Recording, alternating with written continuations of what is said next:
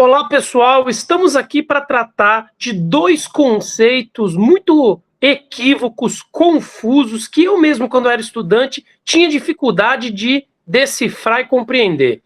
É a diferença entre modernização e modernismo, mas não tratando no plano geral, mas sim olhando para o contexto da sociedade brasileira. Tudo bem?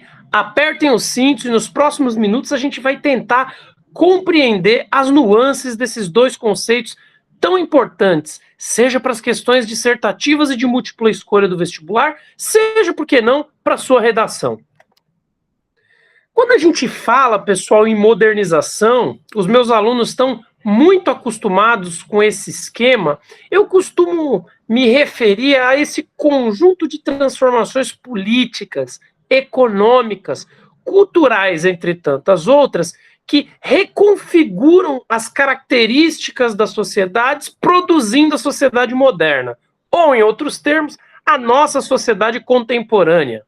O nome desse processo que constrói a contemporaneidade, a sociedade moderna, processo de modernização.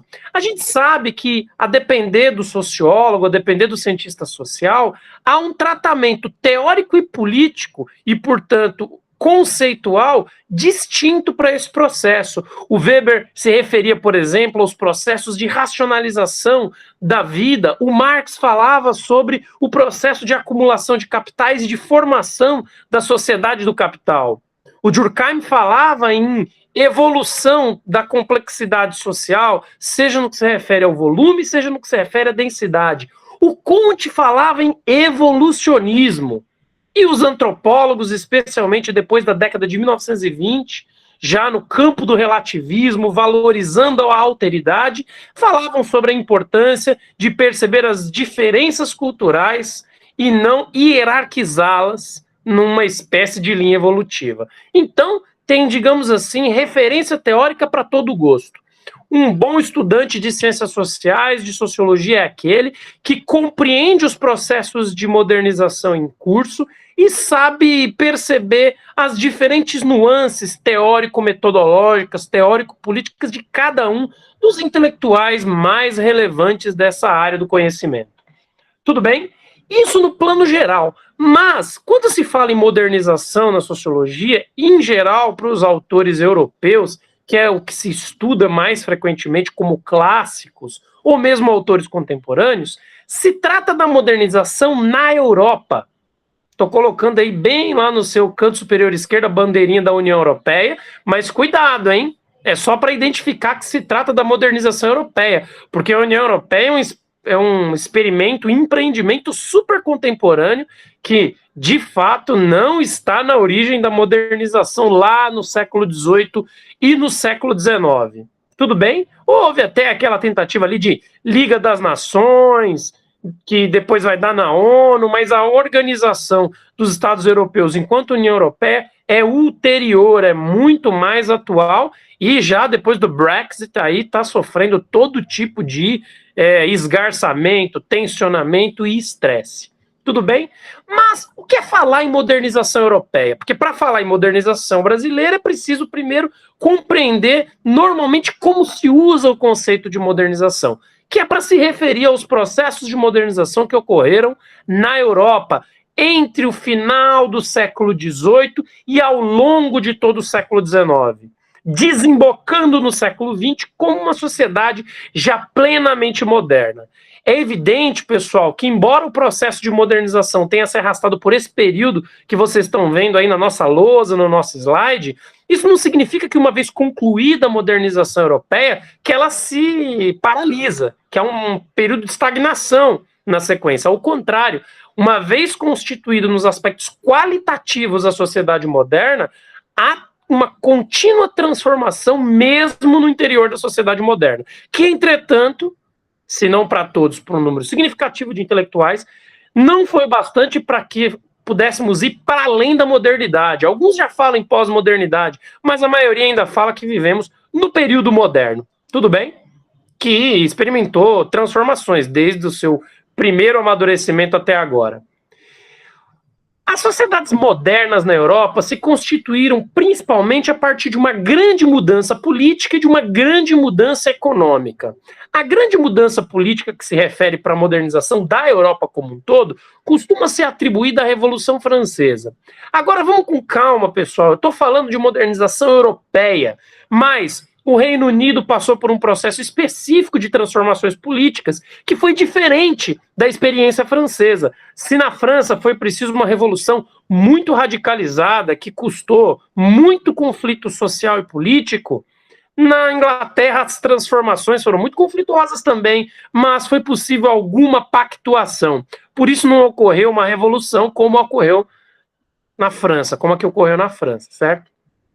Mas, de qualquer modo, o grande marco das transformações políticas costuma ser definido como a Revolução Francesa. O espírito que se radicaliza na Revolução Francesa, as bandeiras, as ideias políticas que se consolidam na Revolução Francesa, elas vinham se arrastando na Europa já há muitos séculos. A Revolução Francesa foi a forma mais decidida e irrefreável dessas ideias iluministas, dessas ideias políticas, republicanas, da noção de direitos humanos e, portanto, da crítica radicalizada aos privilégios da nobreza da monarquia francesa. E, por que não, do resto da Europa. Toda a Europa se impactou com a Revolução Francesa, mesmo a Inglaterra, que encontrou outra saída. A Europa não foi mais a mesma do ponto de vista político depois da Revolução Francesa, mesmo tendo havido na sequência a restauração da monarquia. Nos anos subsequentes, a Revolução Francesa acabou triunfando em seus valores mais primordiais. Paralelo a essas transformações políticas, houve também um conjunto de transformações econômicas, que tem como marco ali a primeira Revolução Industrial e já na consolidação dos processos de modernização, a segunda Revolução Industrial. Esse período industrializante que colocou no mundo uma enorme expectativa, colocou na Europa uma percepção, e principalmente uma auto-percepção, de que ela evoluía, conceito fundamental para o positivismo, aliás, né? É a marca da Revolução Industrial que levou a humanidade na Europa, pelo menos a fração europeia da humanidade, a acreditar que já tinha chegado ao suprassumo do desenvolvimento. Tudo bem? Transformações políticas e transformações econômicas que mudaram duas características fundamentais da sociedade, construindo os alicerces do que a gente chama de modernidade. Entretanto, pessoal, a gente está no campo da modernização. Eu diria que são três conceitos, portanto. Processos modernizantes na política, que constroem repúblicas, democracias, instituições liberais, e processos modernizantes na economia, que produzem uma indústria, uma sociedade de mercado, capitalismo contemporâneo. Por esses dois trilhos é que corre a modernidade, que, entretanto, tem um aspecto cultural. Se então a gente fala em modernização política e modernização econômica como eixos da modernidade, por que não falarmos em modernismo cultural, que seria já no final do século XIX, entrando no século XX, um movimento caracterizado por vanguardas que olhavam para todos aqueles processos, inclusive para a indústria cultural nascente, ou, para ser mais preciso, o mercado de massas nascente, especialmente ali depois da invenção do rádio e tudo mais.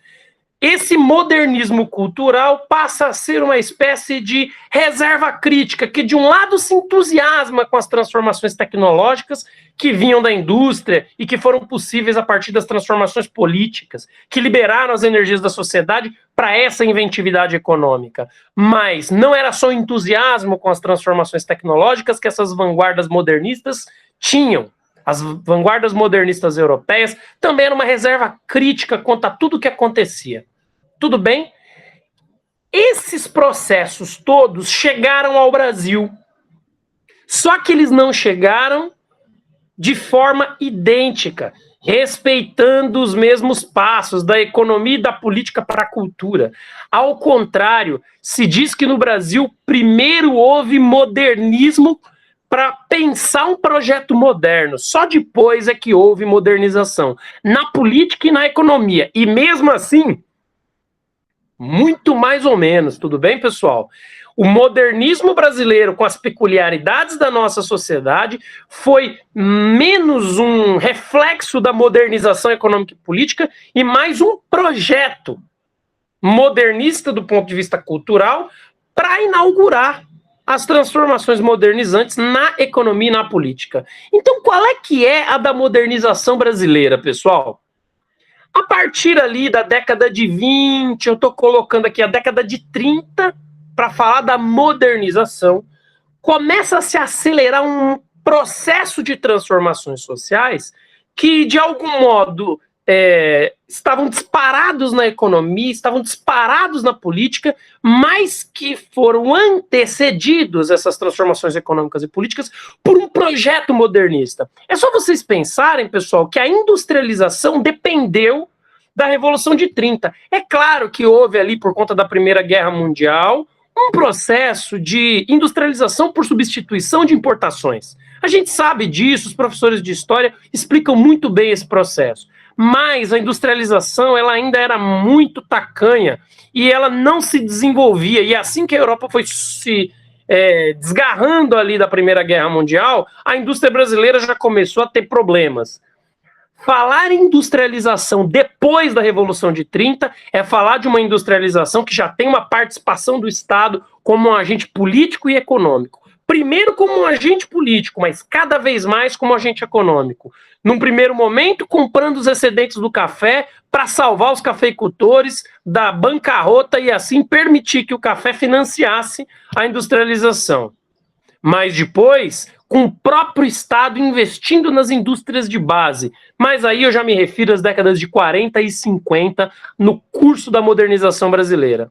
Veja, décadas de 40 e 50, um processo de industrialização que dependeu do Estado. E tudo isso porque mudou a elite política a partir da Revolução de 30. Então, uma mudança econômica dependeu de uma mudança política, mas a mudança política da Revolução de 30 vinha se gestando do ponto de vista das forças sociais e culturais desde antes. É só vocês pegarem, por exemplo, o marco da Semana de Arte Moderna, que é de 1922, mesmo ano da fundação do Partido dos Comunistas aqui no Brasil, certo? Que eram parte do modernismo também, só que aí o modernismo com viés de esquerda. Havia também os modernistas com viés mais conservador na literatura. A gente tem Guilherme de Almeida, Menotti del Pitte, entre tantos outros que tinham uma visão conservadora da nacionalidade moderna. Seja como for, se no caso europeu a industrialização e as transformações políticas antecederam as mudanças culturais, vamos voltar lá para ver? Olha lá, a economia e a política antecederam as mudanças culturais. No caso brasileiro, primeiro houve um plano cultural, uma reflexão sobre o que é a cultura e o que é o Brasil. O que é a cultura moderna brasileira, portanto. Daí só depois é que isso foi se convertendo em um projeto político e em transformações econômicas. O modernismo cultural no Brasil muitas vezes é estudado pelos professores de literatura. Pré-modernismo, primeiro tempo do modernismo, segundo tempo do modernismo, etc e tal. Não vai ser essa a nossa abordagem. Confio nos professores de literatura para que eles tirem, decifrem todas as dúvidas que vocês possam ter quanto a esse tema. O nosso objetivo aqui é tentar entender os marcos gerais da modernidade, seja na questão literária, mas principalmente no pensamento social. É importante dizer que a primeira forma de pensamento social no Brasil foi literária, e ela foi se convertendo para uma perspectiva sociológica, tudo bem? Então, no Brasil, o primeiro achado aí da nossa aula é dizer: houve primeiro uma transformação cultural, um projeto moderno, que só depois vai se convertendo em transformações políticas e econômicas. Vamos olhar um pouco mais de perto para isso, pessoal. O modernismo e a modernização em diferentes processos históricos. Podemos dizer que desde o início do século XIX, ali, com a independência em 1822, a estabilização política do Segundo Reinado, desde esse momento se buscava identificar a peculiaridade cultural do Brasil. Todo romantismo, de algum modo, trata disso, né? Se o Brasil é o gaúcho, se o Brasil é a corte lá do livro Senhora, se o Brasil é Iracema, a Virgem dos Lábios de Mel. Que é o Brasil? O Brasil é o Brasil dos sertões, já mais realista e moderno, com Euclides da Cunha. Quem é o Brasil? Essa reflexão sobre o que é a cultura brasileira moderna, que se colocou desde o século XIX, principalmente após a independência. Afinal, se somos um país independente, precisamos saber quem somos do ponto de vista cultural, já que não somos Portugal, né? A literatura, primeiro pela via literária e depois pela via sociológica, que se tentou encontrar essa resposta.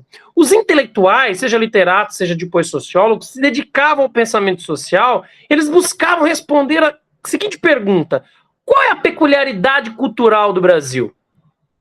Na Europa, a modernidade surge dos impulsos modernizantes. Olha a diferença. A modernidade, enquanto forma social, brota da modernização econômica e política. A modernidade tem aspectos econômicos, políticos e culturais. Primeiro vem a modernização econômica e política, para depois a modernidade se constituir do ponto de vista cultural, formatando o modernismo. Vocês percebem quanto palavreado complicado? Modernização, modernismo e modernidade, de novo. Tudo bem? É como se a modernização produzisse o modernismo e tudo junto formasse a modernidade, para facilitar a compreensão. Agora, se na Europa primeiro os impulsos modernizantes vieram para depois acontecerem transformações na cultura, que passa a se autodenominar como moderna, no Brasil a modernidade surge como projeto dos modernistas. E aí então ela ganha um caráter político e econômico. Isso, pessoal, faz toda a diferença. Porque os modernistas, portanto, no Brasil, estão engajados em projetos políticos de direita ou de esquerda. Porque eles estão sonhando com o Brasil moderno. Sonhando desde os seus exercícios intelectuais. Então, como é que o Brasil vai se industrializar? Tem um caminho de esquerda e um caminho de direita para esse tipo de atividade. Tudo bem? Como é que o Brasil vai se constituir como uma república liberal e democrática? Há um caminho de esquerda e um caminho de direita para esses processos. Os modernistas brasileiros estão imbricados nesses debates econômicos e políticos. Tudo bem? Diferente dos modernistas europeus, que estavam mais ligados à produção vanguardista e eram menos ligados às questões econômicas e políticas, se comparados, pelo menos, ao caso brasileiro, tudo bem? Isso para criar aqui, como diz o Weber, tipos ideais. Estou exagerando para ficar fácil de visualizar, certo? O Brasil, então, cria uma geração de modernistas do ponto de vista cultural que pensam uma modernidade e propõem uma modernização econômica e política, alguns à direita e outros à esquerda. Tudo bem? Como eu falei, Guilherme de Almeida e Menotti del Picchia, mais à direita. Mário de Andrade, meio centro, centro-direita. Tudo bem? Se você pegar Drummond, Oswald, saídas à esquerda para a modernização, mas mostra que os intelectuais, literatos, poetas estão envolvidos aí não só com as questões culturais dos seus afazeres profissionais enquanto artífices da cultura, mas também com debates políticos. A gente sabe como alguns foram comunistas, outros se envolveram na Revolução de 30, seja como defensores dos paulistas, seja como críticos dos paulistas e por aí vai. Eles militavam em partidos políticos. É conhecida, por exemplo, a militância do Mário de Andrade no Partido Democrático, que foi uma dissidência do Partido Republicano Paulista, e os modernistas de direita militando no Partido Republicano Paulista e por aí vai. Tudo bem? Vamos agora falar um pouquinho sobre os projetos modernizantes e, portanto, de modernidade de alguns intelectuais modernistas. Então, o modernismo como movimento intelectual, tinham diferentes matizes e interpretações do que era o Brasil e propunham, a partir dessas diferentes matizes, saídas modernizantes para constituir a modernidade. Houve, por exemplo, a proposta de Gilberto Freire, muito conhecida. A gente não vai detalhar aqui o que pensava Gilberto Freire, mas, de forma geral, ele está tentando identificar o que é a cultura moderna brasileira, e, para isso, ele joga muita ênfase na propriedade rural litorânea, que é expressa no par Casagrande-Senzala, que é o símbolo ali de uma perspectiva carioca e principalmente nordestina, certo? Uma espécie de tentativa de compreender o Brasil colônia e as relações raciais que o constituíram, especialmente entre brancos e negros, como cerne da modernidade brasileira. Então, o que há de peculiar do ponto de vista cultural no Brasil é a relação entre brancos e negros, que na perspectiva do Gilberto Freire era muito menos complicada do que em outros países, né? Muito se diz hoje uma crítica justa ao Gilberto Freire sobre ele ter acenado por uma democracia racial, que realmente é um equívoco, né, dizer isso num país que tem um racismo estrutural como o Brasil, mas, de qualquer modo, isso era um avanço para o período que ele viveu, porque antes do Gilberto Freire, o que se defendia era algo ainda mais excludente para as pessoas negras. Havia uma perspectiva eugenista muito forte entre as elites brasileiras. Então, falar que os negros tiveram uma importância decisiva na formatação da cultura brasileira não é pouca coisa para o período, mas a gente sabe que a conclusão a que o Gilberto Freire chegou, especialmente no que se refere à questão da democracia racial, é um exagero, né? Se é verdade que as pessoas negras tiveram uma participação decisiva na formatação da cultura brasileira, isso não quer dizer que essa participação se deu em pé de igualdade, se deu em muito em meio em relações de opressão, de escravização e de violência de todo tipo que perduram até hoje. Tudo bem? Mas, de qualquer modo, era um projeto. O Brasil, que precisa nascer, tem que respeitar o seu alicerce cultural, que é o da Casagrande-Senzala, que é a da relação peculiar, singular entre brancos e negros. Isso na perspectiva do Gilberto Freire. Já num outro projeto modernista, esse já mais paulista do que nordestino, era o do Sérgio Buarque, o pai do Chico Buarque de Holanda, ele mesmo, o cantor.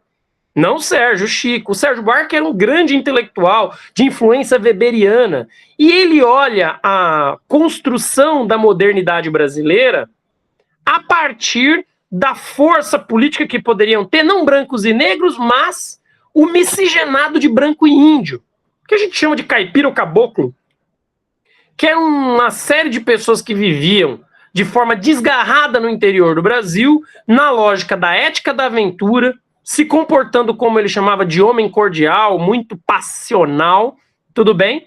E que, de algum modo, vivia certa experiência de liberdade, ainda que muito rude, ainda que muito primitivo.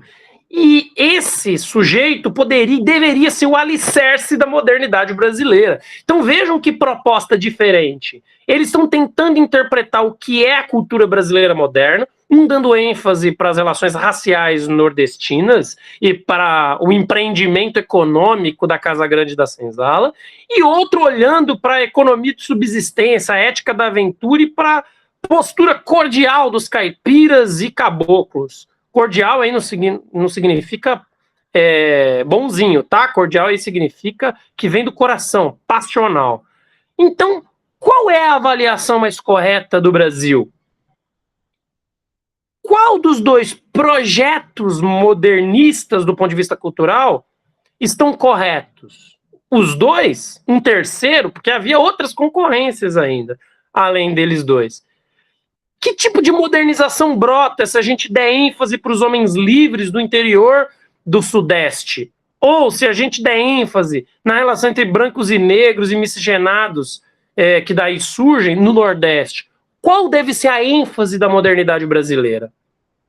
Então, esse debate de natureza cultural está presente também na literatura. Como, por exemplo, a gente vê no Graciliano Ramos e no Drummond todo um esforço, um exercício de compreender a cultura do Centro-Sul. Já outros intelectuais modernistas olham muito mais para o miscigenado de branco e negro. Veja, por exemplo, o Macunaíma, no caso do Mário de Andrade. Então, são diferentes abordagens modernistas que dão em diferentes propostas, e, portanto, protestos também, por que não, modernizadores. Tudo bem? Qual é o caminho? O objetivo aqui não é a gente resolver, vocês entenderem que havia diferentes processos de modernização em curso, beleza? Que estavam associados a diferentes projetos modernistas. A gente sabe quem venceu, né? Quem venceu foram os conservadores, pelo menos numa primeira etapa. Depois houve algumas mudanças já na República Populista. O Caio Prado Júnior é um outro exemplo, aí já saindo das questões culturais e entrando nas questões econômicas, de uma reflexão modernista sobre como deveria ser a modernização econômica e política. Ele, no campo das ideias, faz uma reflexão econômica e política para compreender o sentido da colonização brasileira como sendo uma colonização dirigida pela economia comercial europeia, que buscava manter no Brasil um comércio lucrativo.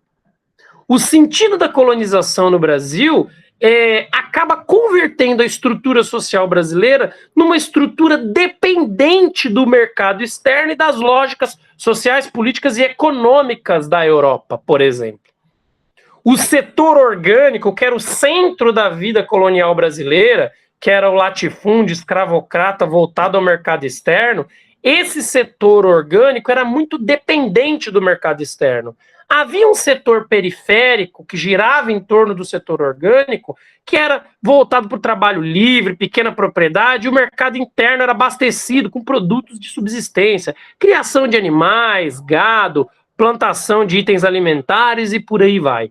O mais importante é dizer que, ao compreender a colônia desta forma, a proposta desta compreensão modernista do ponto de vista cultural é como modernizar o Brasil, sugerindo aí, nesse caso, o Caio Prado Júnior, fazer uma revolução brasileira que organize os homens livres do campo e da cidade. Olha o Sérgio Buarque aí, ó, organizando os homens livres do campo e da cidade. Olha a influência do Sérgio Buarque na identificação do que é a cultura moderna, na proposta de mobilização política e depois econômica do Caio Prado Júnior. Vocês percebem como o modernismo no Brasil ele é algo que serve para pensar a modernização, para projetar a modernização, pô-la de pé? É uma espécie de avesso inverso do que foi na Europa. E nesse caso, a partir da mobilização dos homens livres do campo e da cidade, aí sim a gente ia desenvolver o mercado interno, que essas pessoas trabalhariam, seriam consumidoras, e aí precisaria se desenvolver uma indústria no Brasil para abastecer essas pessoas que estavam vivendo de forma desgarrada nos interiores do Brasil. Ou seja, são os homens abandonados do interior do Brasil, especialmente do Centro-Sul, mas também do Nordeste, por que não? O cerne da modernização.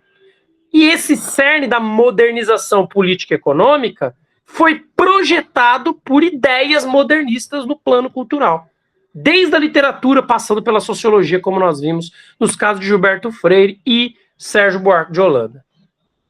Disso a gente poderia chegar a algumas conclusões, pessoal. Primeira, a modernização brasileira, que ocorreu entre a década de 30 e a década de 80, mais ou menos, de fato transformou a cara da sociedade brasileira. Nós éramos uma grande fazenda e nos tornamos um país industrial que agora, desde 80 para cá, vem passando por uma especialização regressiva e se desindustrializando. Isso vai trazer problema para a gente, aliás, já está trazendo. Nós destruímos a nossa indústria, precisamos importar para caramba as coisas, o câmbio estoura, portanto, fica caro comprar produtos importados e aí o nosso dinheiro não aguenta. O que acontece? Desabastecimento e inflação atrelada ao câmbio. Isso foi pensado desde lá de trás pelos nossos modernistas, né?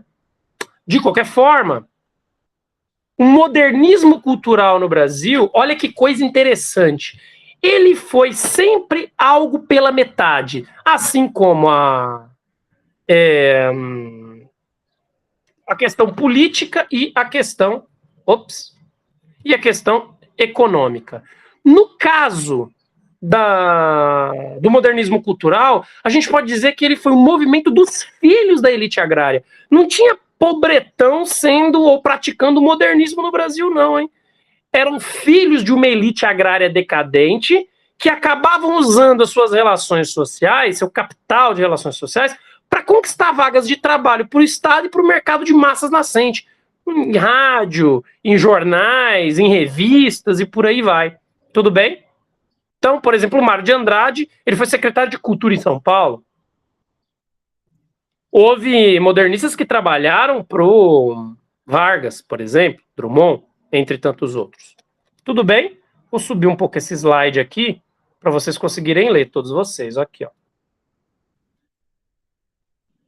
Agora sim. A Revolução de 30 também mostra isso. Ao invés de ser uma modernização que aponta para o moderno e elimina o tradicional, é uma maneira do tradicional continuar sobrevivendo. O poder oligárquico se alia aos industriais. Veja como foi na Europa. A industrialização derrota a perspectiva agrária. Beleza? O modernismo critica o tradicionalismo. No caso brasileiro, o modernismo é a expressão do tradicionalismo decadente, dessa elite decadente, agrária, e os industriais, eles estavam aliados à oligarquia. Muitos industriais se casavam com filhos e filhas da oligarquia paulista do café, só para ficar num exemplo. E, portanto, do ponto de vista econômico, a industrialização dependeu dos excedentes do café. O que mostra é que no Brasil a modernização sempre foi feita numa espécie de motor de dois tempos. Ao mesmo tempo que dá um passo para trás, esse motor dá um passo para frente. Então, não é uma marcha inelutável para um Brasil moderno, um Brasil nação, república, democrática. É sempre um jeito das elites oligárquicas, dos filhos da elite agrária, dos elementos tradicionais se manterem combinados de forma confusa com os modernistas e com os modernizadores. Então é como se a modernização e o modernismo no Brasil não fossem tão modernos assim quanto foi, por exemplo, na Europa. Os modernizadores sempre ligados aos interesses políticos e econômicos do passado. E os modernistas sempre dependentes desse capital de relações sociais que vinha do passado e, portanto, do tradicionalismo que os dava prestígio e poder. Certo? O que significa dizer que o Brasil é uma mistura bizarra entre o tradicional e o moderno. Entre o moderno e o antimoderno. Elementos absolutamente reacionários e antiprogressistas continuam sobrevivendo como parasitas na modernidade. Alguns poderiam dizer, ou ao contrário, a modernização brasileira e a modernidade brasileira e o modernismo brasileiro só puderam se efetivar porque alimentaram esse poder tradicional acachapante e quase indestrutível. De maneira tal que a gente tem no Brasil hoje um país moderno que convive com expedientes absolutamente tacanhos e que, assim, no Brasil, o que garante a modernidade, o que garante o modernismo, o que garante a modernização é a sobrevivência de um passado tosco e primitivo, antiprogressista, anti-humanista e antimoderno. Seria o Brasil, então, para alguns cientistas sociais, um simpático ornitorrinco. Essa mistura bizarra de réptil, ave e peixe. Tudo bem? Uma coisa estranha que misturou coisas inusitadas para produzir o que somos. Uma mescla do tradicional e do moderno. Mostra, portanto, que o Brasil construiu uma modernização pela metade. Uma submodernização. Um subdesenvolvimento. Um desenvolvimento atarracado. Qual seria o caminho para que o Brasil se transformasse efetivamente num país culturalmente moderno, humanista, progressista, civilizado, republicano, dotado de instituições políticas democráticas e liberais, de uma democracia representativa efetiva, de um país industrializado, agora já na indústria 4.0. Como fazemos isso ao mesmo tempo em que sobrevive uma elite ligada e que sobrevive ao atraso? Essa é uma boa pergunta para vocês responderem nessa semana de descanso. Um enorme beijo e até a próxima, pessoal. Tchau, tchau.